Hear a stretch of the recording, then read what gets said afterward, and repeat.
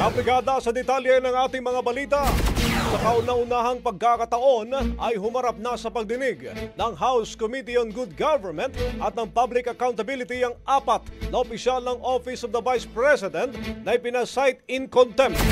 Bumalo din sa kapitong hearing ng komite sina Special Disbursing Officer Gina Acosta, Assistant Chief of Staff Lemuel Ortonio, dating SDO Edward Paharda at dating DepEd Assistant Secretary Sunshine Paharda. Ayon pa kay Iloilo City Representative Lawrence Defensor, hindi na raw sana hahaba pang investigasyon o maging aabutin ng 7 pagdinig kung dumalo na sana agad ang resource person na kailangang sumagot sa isyu na umunoy maling paggamit ng confidential funds. Nagpadala rin ng liham si OBP Chief of Staff Attorney Zulaika Lopez sa komite upang hingin ang pagliban sa pagdinig ngayong araw.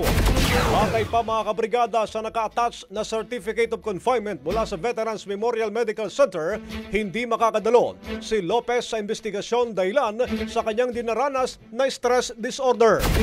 Pero kinu-question pa rin ni Deputy Speaker J.J. Suarez ang sertipikasyon na nagsasabing hirap makatulog si Lopez at binabangungot at nakakaranas ng anxiety dahil wala namang nakasaad na physically incapable ito na dumalo sa nasabing pagdinig. Bagong-bago, Brigada Balita Nationwide.